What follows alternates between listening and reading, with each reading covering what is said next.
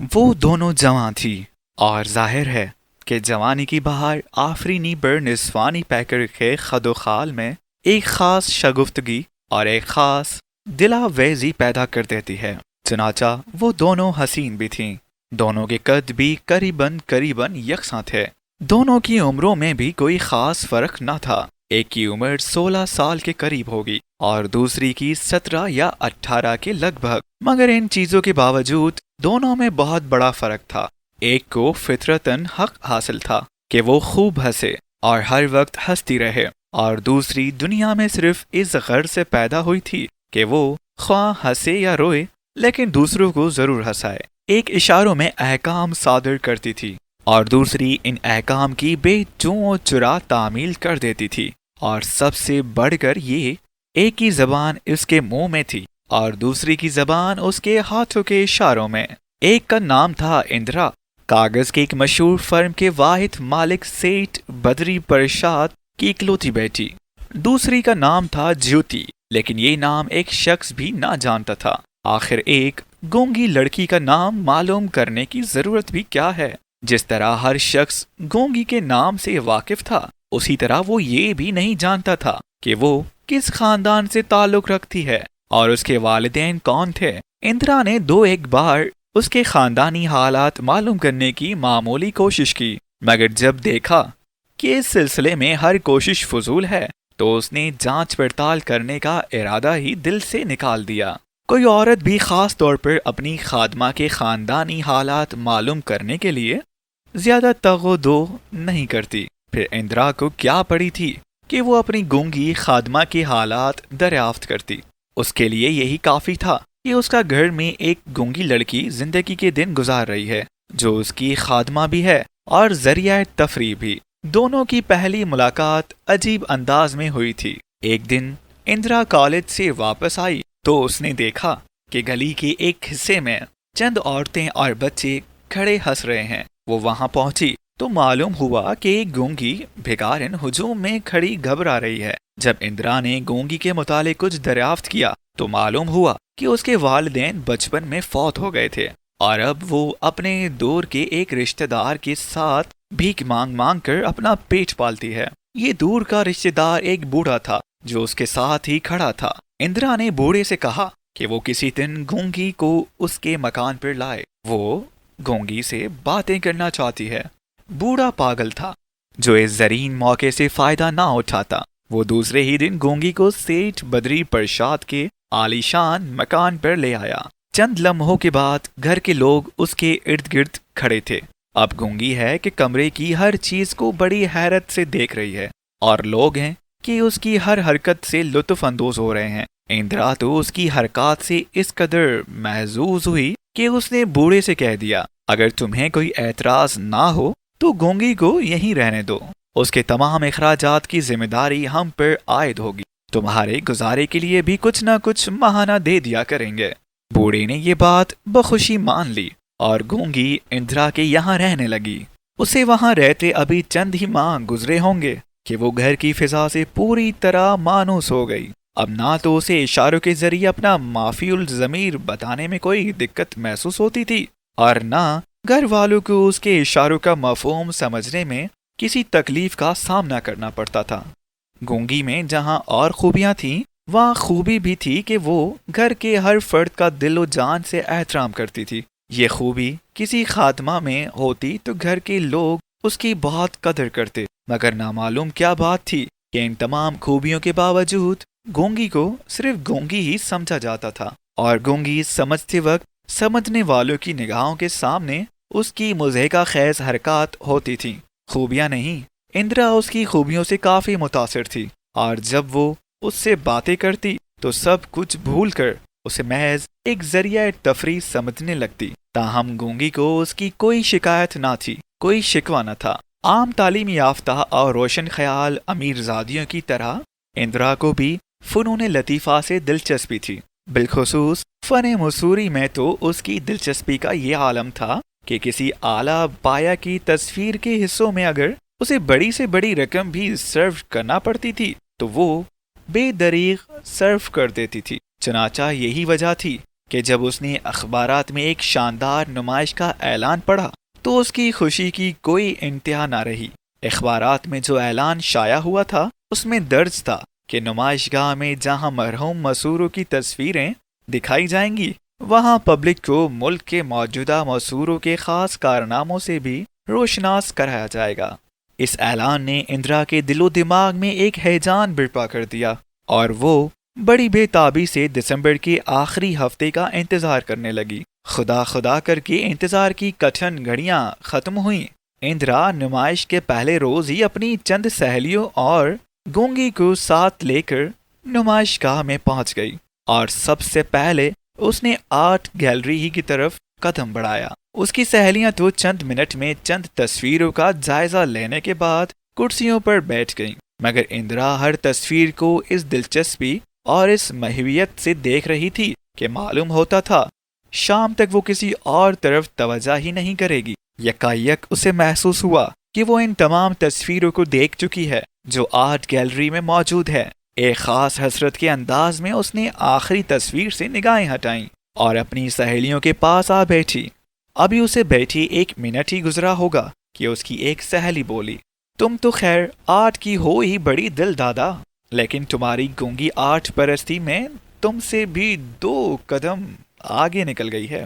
اندرا حیرت سے اپنی سہیلی کو دیکھنے لگی۔ سہیلی نے اس کا ہاتھ پکڑا اور اسے ایک کونے میں لے گئی۔ اب اندرا نے دیکھا کہ خدا کی وہ عجیب مخلوق گونگی بڑی دلچسپی سے ایک تصویر دیکھ رہی ہے۔ کیوں نہ ہو، آخر ملازمہ کس کی ہے؟ کس کی؟ سہیلی بولی۔ اندرا نے آگے بڑھ کر اپنا ہاتھ گونگی کے کندھے پر رکھ دیا۔ گونگی پلٹی اور جس طرح بجھتے ہوئے چراغ کی روشنی مدھم پڑ جاتی ہے اسی طرح اس کی آنکھوں کی روشنی غائب ہونے لگی۔ اندرا نے گونگی کے چہرے سے نظریں ہٹا کر تصویر کو دیکھا اور یہ دیکھ کر اسے حیرت بھی ہوئی اور مسرت بھی کہ یہ تصویر گیلری کی بہترین تصویر ہے۔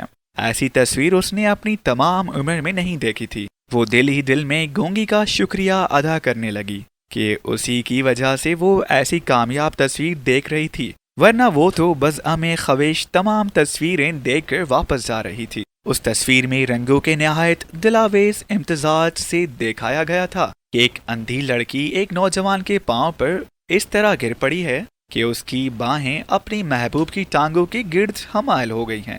تصویر کے نیچے لکھا، ایک راز کا انکشاف۔ اس تصویر نے اندرا کو بہت متاثر کیا تھا اور وہ چاہتی تھی کہ مصوری کے اس بے نظیر نمونے کو ہر وقت دیکھتی رہے، ہر گھڑی دیکھتی رہے۔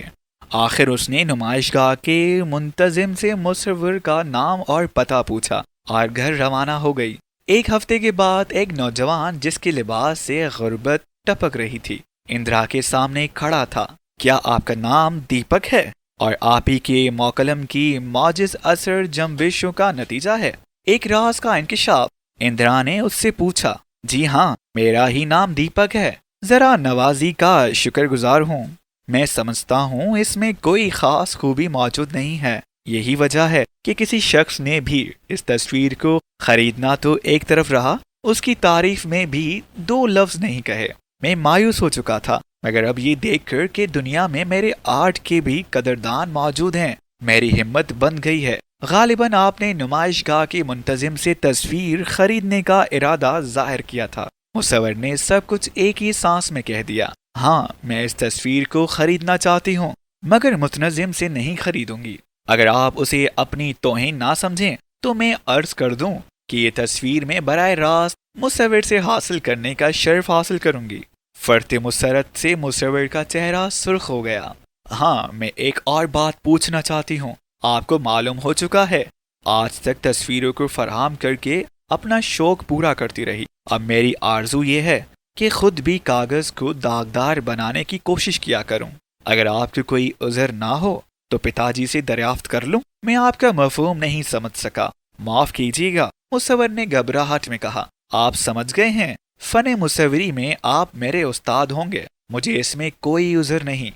تو چلیے پتا جی کے پاس، اندرا نے مسکرا کر کہا۔ بھلا سیٹھ بدری پرشاد اپنی اکلوتی بیٹی کی خواہش کو رد کر سکتا تھا؟ مصور دیپک ہر روز وقت مقرر پر کوٹھی میں آتا اور اپنا فرض پورا کر کے چلا جاتا۔ کئی ہفتے گزر گئے اور اس مدت میں بے تکلفی تو رہی ایک طرف، اس نے بغیر کسی شدید ضرورت کے کسی سے بات بھی نہ کی۔ اس کے باوجود کوٹھی میں ایک ایسی ہستی بھی موجود تھی جو کسی نہ کسی حد تک اس سے بے تکلف ہو گئی تھی یا بے تکلف ہوتی جا رہی تھی، اور وہ ہستی تھی گونگی جیوتی۔ دیپک، جیسا کہ ایک مصور کو ہونا چاہیے، بہت سنجیدہ انسان تھا، تاہم جب گونگی اس کے سامنے آ کر عجیب عجیب مضحکہ خیز حرکتیں کرنے لگتی تو وہ بے اختیار ہنس پڑتا اور گونگی بھی اس کے ساتھ ہنسنے لگتی۔ اندرا کو جب کام سے فرصت مل جاتی اور دیپک بھی فارغ ہو جاتا تو دونوں دیر تک گونگی کے اشاروں سے محفوظ ہوتے رہتے۔ گونگی کے کہکوں سے بھی معلوم ہوتا تھا کہ یہ قوت گویائی سے محروم ہستی اپنی محرومی و بے چارگی کو یکسر فراموش کر چکی ہے۔ اسے اپنے گونگے پن کا ذرا بھر بھی افسوس نہیں، اور اس پر اندرا اور دیپک دونوں اظہار حیرت کرتے رہتے تھے۔ گونگی کے سپرد گھر کے کئی کام کاج تھے، تاہم وہ دیپک کی آمد سے پیشتر تمام فرائض پورے کر کے اندرا کے کمرے میں پہنچ جاتی، اور جب تک دیپک وہاں موجود رہتا وہ چپ چاپ کوچ پر بیٹھتی رہی تھی۔ دیپک کئی روز سے ایک تصویر بنا رہا تھا اور اس تصویر کا ماڈل تھی اندرا۔ جب تصویر مکمل ہو گئی تو گونگی بھی اپنی تصویر کے آرزو کا اظہار کرنے لگی۔ گونگی کئی دن سے اپنی آرزو کا اظہار کر رہی تھی۔ جب دیپک آتا تو وہ اس کے سامنے سٹول پر بیٹھ کر اس طرح خاموش ہو جاتی گویا وہ ماڈل ہے۔ اس پر اندرا بھی ہنس پڑتی اور دیپک بھی۔ انہی دنوں اچانک اندرا کی طبیعت علیل ہو گئی۔ اب دیپک کا کام یہ تھا کہ دن کے کسی حصے میں اندرا کے یہاں آئے اور اس کی حالت دیکھ کر واپس چلا جائے۔ جیوتی ایک طرف تو رات کے 2 بجے تک اپنی مالکہ کی خبر گیری کرتی رہتی تھی، اور دوسری طرف نہ معلوم کیوں اس کی فطری شوخی غائب ہوتی جا رہی تھی۔ وہ اب بھی ہنستی تھی، مگر یہ ہنسی پھیکی پھیکی معلوم ہوتی تھی۔ وہ اب بھی دیپک کے ساتھ اشاروں میں باتیں کرتی تھی، لیکن ایک جھجک، ایک خاص ہچکچاہٹ کے ساتھ۔ بعض اوقات رات کو اندرا کی آنکھ اچانک کھل جاتی تھی تو وہ دیکھتی تھی کہ جیوتی کوچ پر بیٹھی فرش پر پڑی ہوئی انگیٹھی کی چنگاریوں کو ایک خاص ماہیت کے ساتھ دیکھ رہی ہے۔ اس نے گونگی سے اس تبدیلی کی وجہ پوچھنے کی کوشش کی، مگر اول تو گونگی اپنے مالکہ کا مفہوم ہی نہیں سمجھ سکتی تھی، تو ذرا مسکرا کر خاموش ہو جاتی تھی۔ ایک دن اندرا نے دیپک سے کہا، شاید ہماری گونگی ہم سے ناراض ہے، دیکھیے تو آج کل کچھ خاموش اور افسردہ سی رہتی ہے، اس کی تصویر بنا دیجیے نا، بس اسی بات پر خفا ہو گئی ہے۔ دیپک نے ہنس کر کہا، اور دوسرے دن جب وہ آیا تو جیوتی کا ہاتھ پکڑ کر اسے اسٹول کی طرف لے گیا۔ جیوتی سمجھ گئی، اس کی آنکھوں میں چمک سی پیدا ہو گئی، ایک ایسی چمک جو بجھتی ہوئی چنگاری کے ایک دم روشن ہو جانے سے پیدا ہو جاتی ہے، لیکن دوسرے ہی لمحے میں چمک دور ہو گئی۔ دیپک نے دیکھا کہ گونگی بصورت انکار اپنا سر ہلا رہی ہے۔ دیپک نے بہتری کوشش کی کہ وہ اسٹول پر بیٹھی رہے، لیکن گونگی اٹھ کر چلی گئی۔ اندرا نے بھی اسے سمجھانے کی کوشش کی، مگر گونگی اپنی ضد پر بدستور قائم رہی۔ اندرا کہنے لگی، بیچاری کئی روز سے کہہ رہی تھی میری خوبصورت تصویر بنا دو، مگر آپ نے توجہ ہی نہ کی، گویا اس کا مطالبہ اپنے اندر کوئی طاقت ہی نہیں رکھتا۔ بیچاری خفا نہ ہو جاتی تو اور کیا کرتی؟ اندرا نے یہ لفظ بڑی ہمدردی سے کہے۔ دیپک بولا، اس کی خوبصورت تصویر کا تو کیا ذکر، یہ خود بھی خوبصورت ہے، اگر بیچاری گونگی نہ ہوتی تو نہ معلوم کتنی نگاہوں کا مرکز بن چکی ہوتی۔ اندرا نے اس کا کوئی جواب نہ دیا۔ دوسرے دن جیوتی خاص طور پر افسردہ تھی۔ اندرا نے اسے خود اسٹول پر بٹھا دیا۔ یکل خط گونگی کا چہرہ شگفتہ ہو گیا اور وہ سر جھکا کر بیٹھ گئی۔ جیوتی کی تصویر بننے لگی۔ جب تک وہ اسٹول پر بیٹھی رہتی تھی ایسی حرکتیں کرتی رہتی تھی گویا بہت پریشان ہے۔ 2-3 دن کے بعد اس کی طبیعت میں سکون پیدا ہو گیا، اور اب وہ دیپک کے منہ کرنے کے باوجود اس کے چہرے کو ٹکٹکی باندھ کر دیکھتی رہتی تھی۔ تصویر مکمل ہو گئی۔ اپنی تصویر دیکھ کر اس کی باتیں کھل گئیں۔ چند ہفتے گزر گئے۔ اندرا صحت یاب ہو کر دیپک کی زیر ہدایت کوئی نئی تصویر بنانے لگی۔ جیوتی کی طبیعت میں پھر تبدیلی پیدا ہو گئی تھی۔ اب وہ پھر ہر وقت پریشان نظر آتی تھی۔ پہلے اس سے مضحکہ خیز حرکتیں ہوتی تھیں تو وہ دوسروں کے ساتھ خود بھی ہنس پڑتی تھی۔ اب وہ بھی اس قسم کی حرکتیں کرتی تھی، مگر اس کی حرکتوں سے معلوم ہوتا تھا کہ وہ کھوئی کھوئی سی ہے۔ گھر میں اس کی افسردگی کے متعلق دو وجود پیش کیے جاتے تھے۔ دیپک کا خیال تھا کہ اسے اپنے والدین اور رشتہ داروں کی یاد ستا رہی ہے، اور اندرا کا خیال تھا کہ اب اسے اپنی بے چارگی کا شدید احساس پیدا ہو گیا۔ یہی وجہ ہے کہ وہ ہر گھڑی غمگین دکھائی دیتی ہے۔ ایک دن جیوتی اندرا کے ڈرائنگ روم میں جا کر دیپک کی تصویر دیکھ رہی تھی۔ یکایک ایک ہاتھ اس کے شانے پر لگا۔ اس نے مڑ کر دیکھا اور بے اختیار ہو کر دیپک کے ہاتھ کو زور سے پکڑ لیا۔ دیپک نے کہکا لگا کر کہا، ڈر گئی ہے بیچاری؟ دیکھ کیا رہی تھی؟ اندرا نے پوچھا۔ تمہاری تصویر۔ پگلی ہر وقت کھوئی کھوئی رہتی ہے، کل اپنی تصویر دیکھ رہی تھی۔ آخر اس کی پریشانی کی وجہ کیا ہے؟ میں خود بھی نہیں جانتی، اندرا نے جواب دیا۔ جیوتی چلی گئی۔ اندرا اس کے بابا کو ڈھونڈو، ممکن ہے اس کی جدائی میں مغموم ہو۔ دونوں کمرے سے باہر نکل آئے۔ جیوتی دیوار سے لگ کر کھڑی تھی اور انگوٹھے کے ناخن سے چونا خرچ رہی تھی۔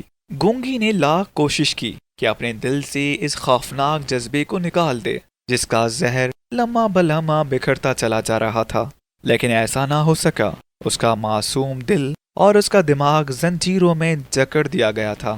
ان زنجیروں کو توڑنا اس کے لیے بس کی بات نہ تھی۔ وہ رات کو بستر پر لیٹتی تو دل میں عہد کر لیتی کہ اب صبح ہرگز اندرا کے کمرے میں نہیں جائے گی، اب ہرگز دیپک کی صورت نہیں دیکھے گی۔ مگر جب صبح ہوتی تو ایک جذبہ بے اختیار اسے کشاں کشاں اس جگہ لے جاتا جہاں چمکتی ہوئی دو بڑی بڑی آنکھیں اسے اس طرح محصور کر لیتی جس طرح سانپ کی آنکھیں پرندے کو محصور کر لیتی ہیں۔ اس کا ہر ارادہ دم توڑ دیتا۔ اس وقت اس کی حالت اس پرندے کی سی ہو جاتی جس کے پر شکستہ ہوں اور جو انتہائی بے چارگی کے عالم میں دور درخت کے ایک شاخ پر اپنے آشیانے کو دیکھ رہا ہو۔ اس کی زبان گونگی تھی مگر دل تو گونگا نہیں تھا، اور اس کے دل کی زبان اس کی گونگی زبان سے نہ معلوم کیا کچھ کہتی رہتی تھی۔ لیکن جیسے ہی وہ اپنی خوبصورت جادوگر کے سامنے آتی، آئیں بائیں کے سوا اس کی زبان سے کچھ بھی نہ نکلتا۔ دیپک ہنس پڑتا اور گونگی کے سینے کا شعلہ اور بھی بھڑک اٹھتا۔ کئی بار اس نے تنہائی میں اپنے محبوب کے سامنے اپنی زندگی کے سب سے بڑے راز کو منکشف کرنا چاہا، اور جب کبھی اس نے ایسی کوشش کی، اس کی بے معنی آواز دیپک کے کہکوں سے ٹکرا کر ہوا کی گود میں دفن ہو گئی۔ زندگی کی کتنی بڑی محرومی! دیپک اس کی حرکات کو، اس کی بے معنی آواز کو کیا اہمیت دے سکتا تھا؟ وہ سمجھتا تھا گونگی بیمار ہے اور بیماری ہی کی وجہ سے ایسی حرکتیں کر رہی ہے۔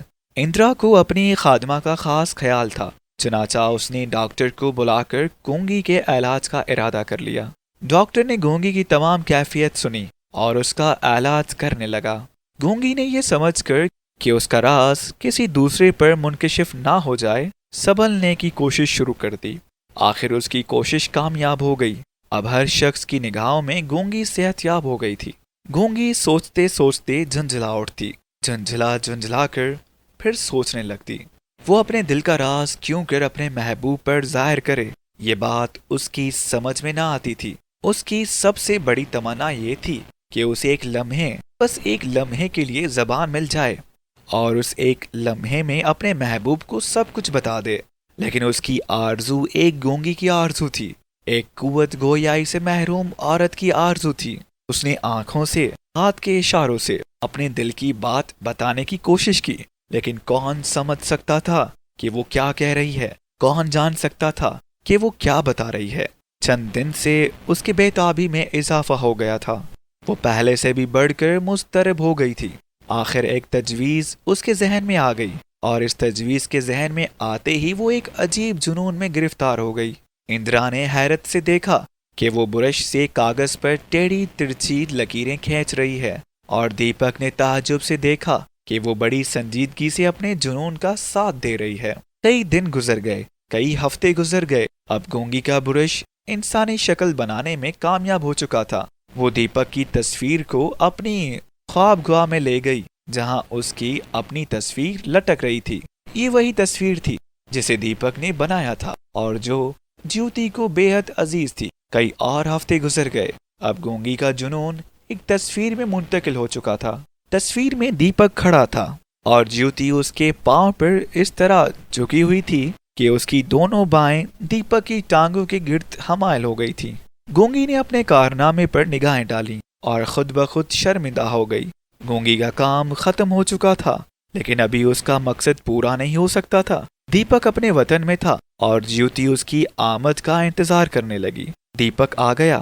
اسے دیکھتے ہی گونگی کا دل دھڑکنے لگا۔ وہ اپنی خوابگاہ میں چلی گئی۔ پھر اس نے تصویر اٹھائی اور خوابگاہ سے نکل کر باغیچے میں جا کھڑی ہوئی۔ کافی وقت گزر گیا اور ابھی دیپک کمرے ہی میں تھا۔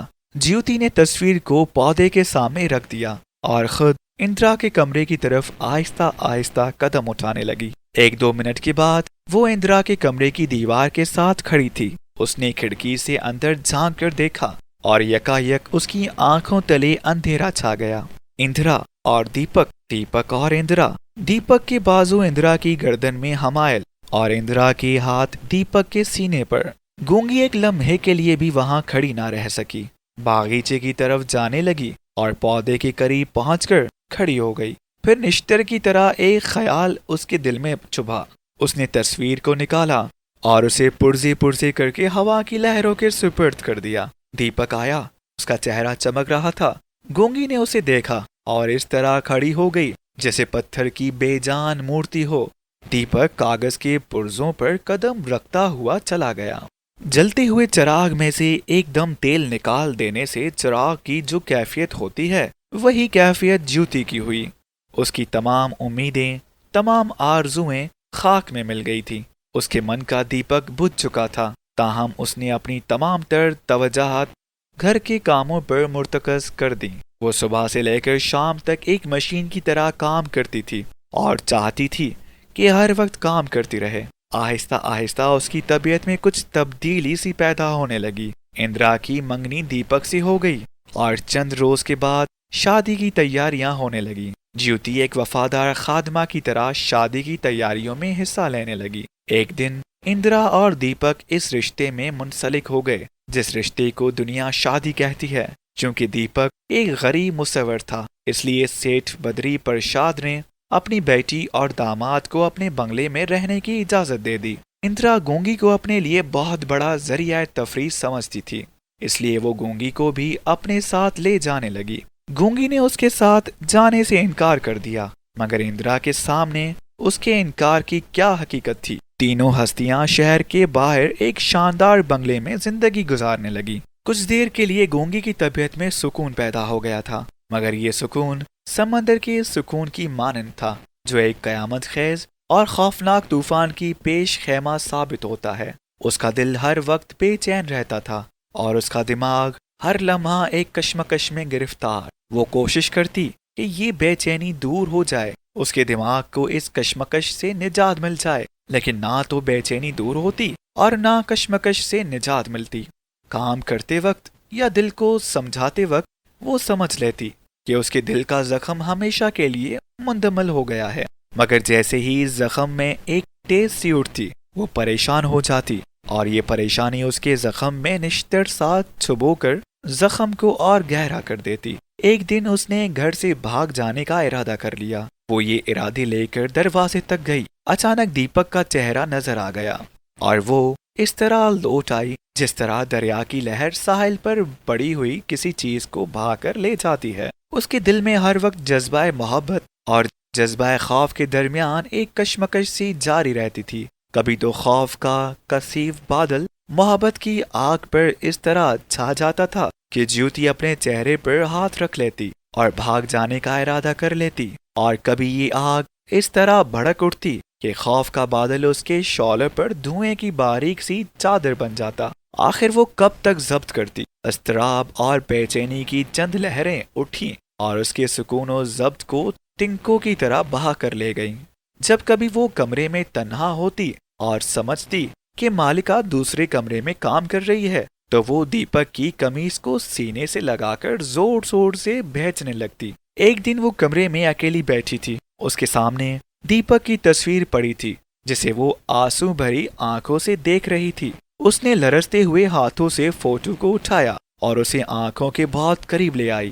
آنسوؤں نے اس کی آنکھوں پر اس طرح نقاب ڈالی ہوئی تھی کہ وہ اپنی مالکہ کو بھی نہ دیکھ سکی، جو اس کی دائیں جانب کھڑی اس منظر کو سخت حیرت کے عالم میں دیکھ رہی تھی۔ اندرا آج تک اس قدر حیران نہیں ہوئی تھی۔ وہ چپ چاپ کمرے سے نکل گئی۔ اس کے دل میں ایک کانٹا سا چبھنے لگا تھا۔ میرے شوہر کے فوٹو کو اس عالم میں دیکھنا، آخر یہ کیا معمہ ہے؟ گونگی کو ہو کیا گیا ہے آج؟ پاگل ہو گئی ہے؟ پاگل! اس نے میرے فوٹو کو کیوں نہیں دیکھا؟ خاص طور پر دیپک کے فوٹوؤں کو کیوں دیکھ رہی ہے؟ اندرا اس دن شام تک انہی خیالات میں غرق رہی۔ ایک دن بارش ہو رہی تھی۔ جیوتی کسی کام کی غرض سے صحن میں گزر رہی تھی کہ اس کا پاؤں پھسلا اور وہ دھم سے زمین پر گر پڑی۔ دیپک بھاگ کر اس کی طرف گیا اور اسے بے ہوشی کی حالت میں اٹھا کر کمرے کی طرف لے جانے لگا۔ بیچاری بے ہوش ہو گئی ہے۔ دیپک نے اپنی بیوی سے مخاطب ہو کر کہا۔ بیوی نے دیکھا کہ گونگی کی باہیں اس کے شوہر کی گردن میں حمائل ہیں۔ اسے چارپائی پر لٹا دیجیے۔ اندرا نے چیں بجبین ہو کر کہا۔ لٹاؤں کیسے؟ دیکھو تو بیچاری کا کیا حال ہے۔ اندرا نے گونگی کی باہوں کو زور سے جھٹکا دیا۔ گونگی نے ایک ہلکی سی چیخ کے ساتھ آنکھیں کھول دیں۔ دیپک نے اسے چارپائی پر لٹا دیا اور اپنی بیوی پر خفا ہونے لگا کہ اس نے جیوتی کی باہوں کو جھٹکا دے کر اسے ڈرا دیا تھا۔ واقعی اس وقت گونگی کی حالت ایک خوف زدہ ہرنی کی سی تھی۔ اس کے بعد جیوتی کی طرف سے اندرا بدگمان ہو گئی۔ اس کا رویہ یکسر بدل گیا۔ وہ بات بات پر جیوتی کو برا بھلا کہنے لگی، بلکہ بعض اوقات فرط غم و غصے میں اسے تھپڑ بھی لگانے لگی۔ ایک دن اس نے گونگی کی پسلی پر زور سے لات ماری۔ گونگی درد سے بلبلا اٹھی، پھر چپ چاپ اپنے کمرے میں چلی گئی اور چارپائی پر گر پڑی۔ صبح اندرا اور دیپک نے دیکھا کہ گونگی بنگلے میں نہیں ہے۔ دیپک حیران تھا کہ وہ کہاں چلی گئی ہے اور اندرا مطمئن تھی کہ بلا سے نجات مل گئی۔ گھر سے نکل کر گونگی حیران تھی کہ کدھر جائے، کہاں جائے۔ اس نے چاہا کہ پھر گداگری کر کے گزارا کرے، لیکن اب یہ اس کے بس کا روگ نہ تھا۔ اس نے چاہا کہ اپنی زندگی کا خاتمہ کر دے، لیکن ابھی وہ دریا سے کچھ دور ہی تھی کہ بھوک اور پیاس کی شدت سے بے ہوش ہو کر گر پڑی۔ اس نے اتفاق سے گاؤں کے زمیندار کی دونوں لڑکیاں گاڑی میں بیٹھ کر ادھر سے گزر رہی تھیں۔ انہوں نے ایک عورت کو بے ہوش دیکھا تو از راہ رحم اس کے پاس گئیں اور اسے ہلانے لگیں۔ گونگی نے آنکھیں کھول دیں۔ لڑکیوں نے اسے بہترا بلایا، لیکن وہ انہیں ٹکٹکی باندھ کر دیکھتی رہی۔ لڑکیاں اسے گاؤں میں لے گئیں۔ شام کے وقت کہیں جا کر گونگی نے اشارے کیے۔ گھر والوں نے سمجھ لیا کہ بیچاری گونگی ہے۔ گونگی اب وہیں رہنے لگی۔ دیپک پر ایک خوفناک بیماری کا شدید حملہ ہوا، جس نے اس کے چہرے کی تمام خوبصورتی چھین لی تھی۔ اب وہ چند قدم بھی چلتا تھا تو اس کی ٹانگیں لڑکھڑانے لگتی تھیں۔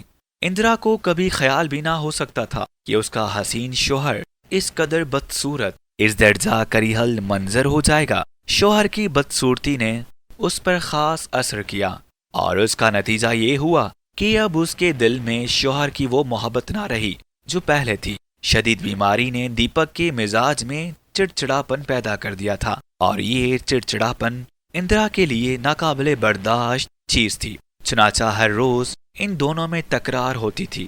اسی طرح دن گزر رہے تھے۔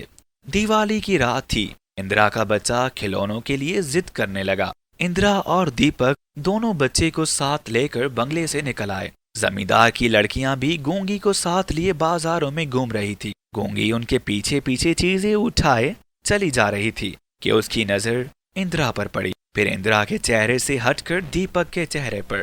حیرت سے اس کی آنکھوں کی پتلیاں پھیل گئیں۔ اس نے اپنی آنکھوں کو 2-3 بار ملا، مگر اس کے سامنے دیپک ہی کھڑا تھا۔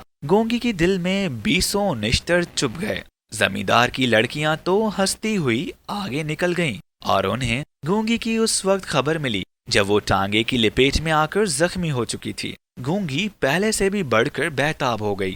اس کے دل کا زخم، جس کی خون فشانی بند ہو گئی تھی، اب پھر پھٹ گیا تھا۔ اس کا محبوب شدید بیمار ہے، یہ خیال ایک لمحے کے لیے بھی اسے نہیں بھولتا تھا۔ ایک لمحے کے لیے بھی اس کی بے قراری کم نہ ہوتی تھی۔